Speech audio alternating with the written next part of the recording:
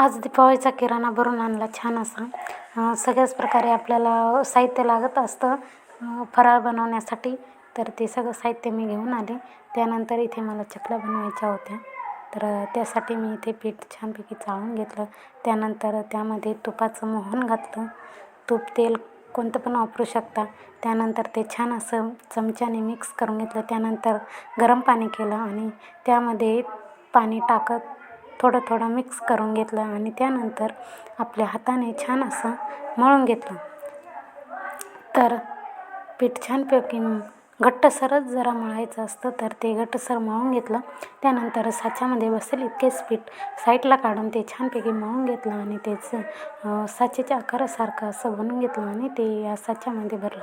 तर आता इथे मी पटपट अशा चकल्या करून घेतल्या. तर आपल्याला जास्त चकल्या करायच्या नाही, जेवढ्या तळणीला 4 ते 5 किंवा 6 असे बसतील तेवढ्या चकल्या बनवून मी घेतल्या.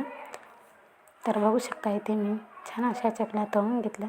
तर चला पुन्हा भेटू असंच एका मिनी ब्लॉगमध्ये. तोपर्यंत सगळ्यांना बाय.